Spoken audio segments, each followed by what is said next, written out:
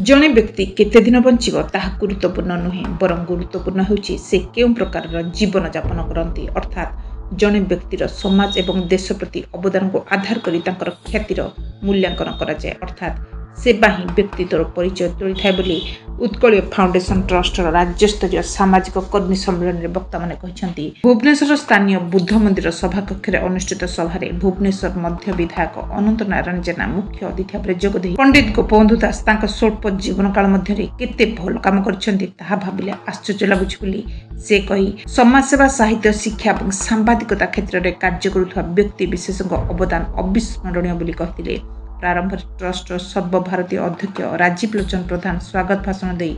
प्रकृति संस्कृति और मानव अधिकार ने ट्रस्ट दीर्घमियादी विभिन्न कार्य संपर्क में वर्णना करी आगामी सकाल ट्रस्ट को सामाजिक कार्य क्षेत्र में एक अग्रणी अनुष्ठान भाव में गढ़ी तोड़ार योजना संपर्क में कहते अन्य रणपुर पूर्वतन विधायक तथा पूर्वतन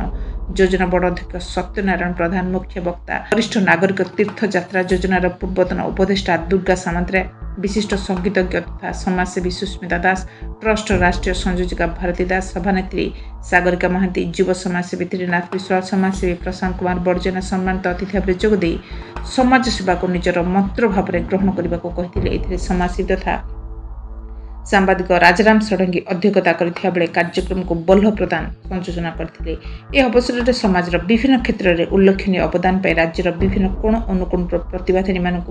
उत्तरीय और मॉडल प्रदान कराए संबर्धित कराए प्रारंभ में प्रभु जगन्नाथ प्रदीप प्रज्वलन कराए शुभारंभ कराया अवसर में शिशुशिल्पी राजलक्ष्मी सेनापति श्रीमान खुंटिया पवित्र प्रियदर्शनी दास प्रमुख विभिन्न सांस्कृतिक कार्यक्रम परिवेशन करते शेष ज्ञान रंजन प्रधान धन्यवाद अर्पण करते। Nirakarpur बालंगेश्वर mobile TV.